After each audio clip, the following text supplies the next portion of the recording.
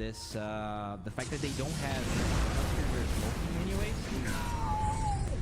Yeah, it's a bold attempt, and they're just going to eat the wrath of that Sven as he simply just pops ulti and kills him. But they've got good position. Unfortunately, they're underneath the ward as Sacred's going to be forced back. He has Primal Split, but again, without Chronosphere, it doesn't really seem like such a great fight to take. They're going to go for it anyway, as Alone feels quite strong. He's going to call for this fight, but he's being controlled, and now Pakaz with the BKB is just clearing through everything. They've got, in fact, even a lasso here, and down goes the Slark. Again, without Chronosphere, there's no Faceless Void even in this fight. So seems like Infamous have bit off a bit more than they could chew, as they will simply encircle the Earth Bruling and take him down with ease. A nice team fight win there for Thunder Predator. Yeah, and that's what I was talking about when it comes to, team coordination. They actually engage with the Gyro there. He dies. That's fine. You could easily disengage since you have a Slark at nighttime holding the Triangle Hydro, but they decided to go win anyways, and that's definitely something that a team that is in sync would not go for. This pretty much put them back in the place they were before that amazing fight we saw. It's a 7k goal lead for the Thunder Predator team. There is no God Strength now though, so possibly this could be another window with the Chronosphere being available. Let's see if they can abuse this. It's only 30 seconds. Yeah, and again, still having Ravage and not having the split now to essentially, for example, lift the Tidehunter and remove the Ravage, quote-unquote, from the fight. It just feels super difficult, but Infamous, they don't really have a choice. They're going to go for it. They've got eyes on Pakaz now, and they've slowed him here with the inhibit. Pakaz is going to BKB. They're going to look to turn even, forcing Alone, luckily who gets off the Shadow Dance, to escape. Okay. But once again, Thunder Predator just kind of flexing their muscles whenever Infamous go for one of these aggressive plays. I mean, that was a decent engagement though, because they do force the BKB charge and the cooldown of Shadow Dance is lower. So this is what they should have done that last time. Just force the God Strength, then disengage, and try to find a better angle. I think Lumiere is not engaging because he doesn't have this BKB. But I just feel like they're waiting too much for those timings, and that Sven just keeps growing bigger and bigger. Haste. Yeah, he's almost got this Blink Dagger up. Sven, he had it queued up for a while, decided to double back for BKB first, the defensive item. Now he's ready to go here. Careful mid lane though, is Oscar with a Haste Rune, is just clearing waves quite aggressively, looking to poke and prod. No Shadow Dance, 4 or 5 more seconds though, so he'll have that up quite soon. And I suspect we won't see Lumiere come out of the jungle and look for a fight until he's got BKB. And the good news for Infamous is that he's nearly just 1,000 gold away from it now, so that is quickly closing in. Definitely. But I think it's Thunder Predator that has a lot of incentives to fight, because the BKB on the Batrider is now done. They could either, fight on the road. Ravage, Blink, Ravage, they're going to catch all 4 heroes with it as well. The Shackle Shot here, they connect onto Axel and the Faceless Void, but a nice counter initiation from Michael as he gets off the lift, and that'll keep his allies alive for now. Michael trying to TP away, is going to make it. No, he dies in the fountain. So it's just support for support despite the big ultis used. Nice job there by the Brew who gets off the split, but could have been a much worse fight. I thought it was. Yeah, no, this is amazing because they will have BKB before this Ravage is back up on Oscar. So I really hope they try and abuse this timing window. I think the problem there was that the Tidehunter got an amazing Ravage, but his allies couldn't follow up quickly. So it was an amazing Ravage with no follow-up. You can get debated in plays like that sometimes.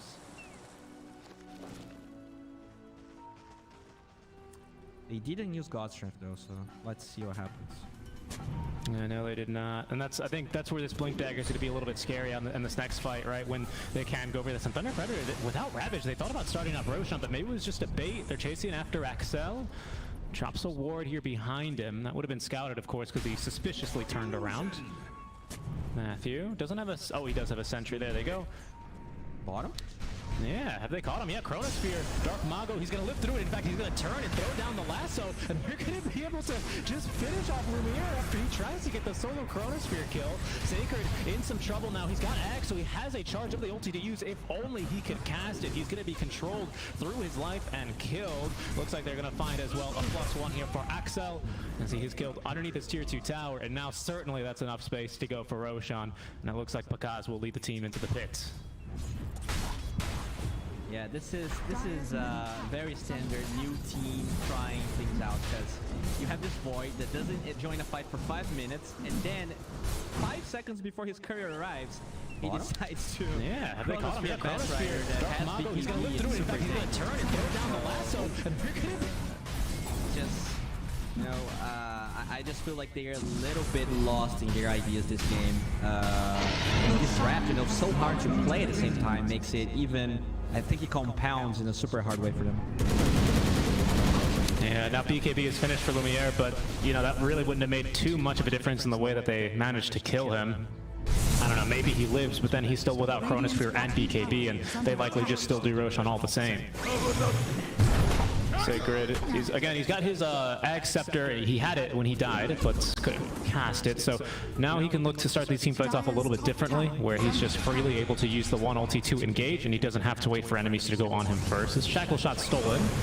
Keep your eyes on that one. They're going to try for Sacred. They have hit him with an Orchid, though. Wasn't expecting this one. And now shackled and killed. He is going to be able to use, once again, neither of the charges of his Primal Split. Affliction in some trouble as Axel being ran down. He's going to pop the Rocket Barrage, but not really much to do here. There is a Slark from behind. They're going to ravage him, though, as there's finally the kill onto the Gyrocopter, but the real action's over in the mid lane, where they also get the kill onto Slark. Yeah, this is not looking good. They, I think what they have to do is just wait his ages out. You know, they might lose one lane of barracks, but they just really need to press all of their buttons when all 5 are together, and ideally the Aegis is gone, because they're just splitting their resources way too much, I think.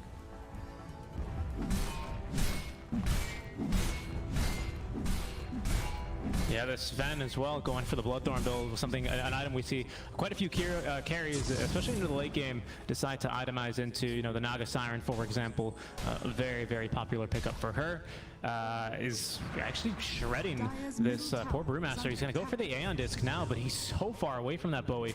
He went for a Meteor Hammer as his transition item into the Ags, and that does help him farm, but he's playing with a dual core lineup, so there's just no space, no time for him to farm. And wherever he goes, the death will follow suit, as once again he will die without getting off the ultimate. Looks like Lasso's stolen, so there's a chain of Lassos as they did control Lumiere through part of his BKB. Dark Mago is well controlled through his, but Lumiere having his BKB duration burns is going to be turned. The blink from Pakaz, and they're going to spit on him for the kill. Trying to TP away is alone, and he's going to make it. Of course, Flame Break no longer cancels channeled abilities, but another team fight gone awry for Infamous, and I don't think there's too many of those that they can take before this game is over. Yeah, I mean, that's what happens when you have a hero like Brewmaster that, you know, just wants to rush Ags. It was a really good pickup by Sven. You see, sometimes this is an amazing game for it. It's just looking rough. I don't agree with them trying to use all of their spells defending a tier 2 there. And now this just makes it even longer the time where they can fight again. Oh, what a secret move. He's just gonna die yet again, Bloodthorn, and he's got basically no chance. They even stack stuns on him just to make sure. His 3rd death straight here, Bowie's, without being able to use the Primal Split. As he just TPs in and tries to Meteor Hammer the wave. Yeah, they are... the tilt has definitely set in, I think. This is not a team playing cohesive anymore. They're all trying to do their own thing, which makes it really hard for them. Yeah, they're just going to murder the Rubik underneath his tier 4 towers. The core is now transitioning over from mid lane, but they're just not scared of him, to be quite frank. And in fact, they're going to drop the Ravage here. Pakaz looking at BKB, look to try and turn and fight through this one as Lumiere has to back up and retreat underneath his tier 4 towers. Buyback now from the position 5 Gyrocopter. That's not going to change too much in this fight, as Alone in trouble, still trying to snipe this kill onto Matthew. Tries to deny himself. A good play there. Won't be able to. Team fight actually starting to break apart a little bit here for Thunder Predator, but Panda a little bit too tanky. Lumiere is going to BKB and chase after this kill here. Panda drops to the ward, but he himself will be dropped soon after by Lumiere. He picks up another kill here. But really, who's in trouble is going to be Alone, hit by the Bloodthorn, but no, disarmed. He's going to be A-okay. All right, not too bad. Not too bad. It's a dieback for Gyro, but they at least repel the high ground seizures. Oh no. Oh, Sacred, not again here. Can they actually get him in time? Yes, it's going to be Trivial. That's the second time straight he's just died. Just channeling the Meteor Hammer. It was you, dude. You said it was fine. Oh no. Oh no. No BKB, no chance to time lock. The Bloodthorn doing so much work, and they're just going to chase for more. There's a tier 1 standing, so they can't even destroy this tier 2 tower, but they can certainly kill this Rubik. This Pakaz is going to 3-shot him, and I think this game has all but fallen apart. Alone versus Matthew. Who takes this one? Well, right now, it's certainly not Alone. He's trying to get out of this fight. Windrunner can kind of just keep vision with him as they know exactly where he is. There's going to be a little bit of regen, but Pakaz is ready to slam the door in his face with the stun. Flame Break as well for Summon, as he is going to be the last to drop. It's kind of just kill after kill now. Right? The feed train has certainly left the station. It's pretty much running at full steam, Bowie. Yeah.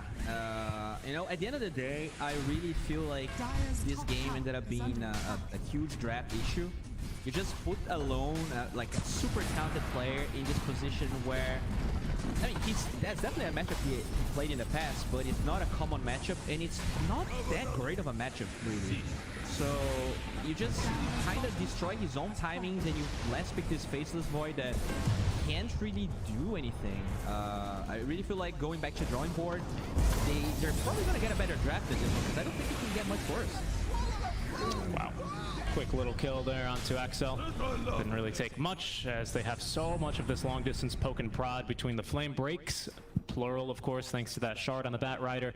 He's actually gone for this kind of split pushing builds, right, that the Bat Riders go for, where you go for the Octarine and the shard. So yeah, I mean, but this game is already kind of so far gone. I think, like Kip, Sabo were saying, a little bit of anti-synergy in this draft. You know, even at it feels so rare that a team 10th picks a Faceless Void. They're down, you know, this much at this stage of the game, and we still say there's really no, it feels like there's no chance. I mean, even like the perfect Chronosphere that catches 5, I struggle to see how they kill more than 2 people inside that Chronosphere. And that's not something, you know, you usually get with a last pick Void. So it just feels like this draft not meant to be, unfortunately. You're telling me that a perfect Chronosphere into a 5-man Meteor Hammer is not enough to turn this game around? I don't think so. I don't think it would be. Lumiere, he's even hesitant to go for it now, but the Ravage, it catches on at 3 here. They cancel the first split. The Silence, Sacred finally gets it off at the very least. Perhaps this is a little bit more promising. A good Chronosphere catches 2, and Dark Mago even decides to join his teammates as he runs right into it. Pakaz still alive, finally killed off them for 90 seconds, but now they've got to fight into round 2 here for Thunder Predator, and this time it's a much more lopsided fight, even without the Sven Alone, able to get at least up to the high ground and lift it up is going to be the Tide Hunter. The second split is going to come through, but Michael's fallen here to Dark Mago. Alone, chasing after him with the Diffusal Blade active now. Looks to go for this kill. He's completely alone, but he's losing that fight versus Dark Mago, who's thinking about chasing up to high ground and getting him. He's going to go for it, actually, with Firefly. Dark Mago gets the kill. Oh, goodness gracious. It looks like now Panda, he's just kited out Sacred this entire time. And now with Dark Mago rejoining for his revenge, seems like they don't even need Pakaz to win these fights with how big the advantage is for Thunder Predator. It's going to be a full team wipe for Thunder. They do lose their safe lane Sven, but they extend their lead to 24k now, Bowie. Yeah, Dark Mago is just carrying really, really hard. It's been a while since I've seen a Bat Predator do this much work.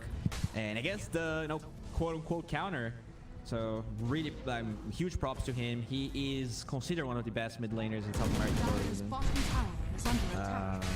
But on the bright side, this is going to be a long respawn timer. So I think there's still like 1 fight left for Infamous with a Chronosphere. Let's see if they can contest Roche.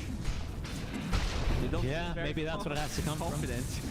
I just, again, very rarely, I'm always the optimist, Bowie. I always go, oh, but they've got a Faceless Void, and then they can do all these things into the Chronosphere where enemies just have to, you know, check Facebook real quick and see what they could do, you know, because there's nothing you could do against the Faceless Void Chrono. It's one of the more powerful, especially late game abilities, but there's just not enough damage on Lumiere alone to get these solo kills, and there's no Snap Fire, there's no Skywrath Mage, there's no Queen of Pain, Lina. Like, the best you have is really just a support Gyrocopter, but he's only got level 2 call down at this stage.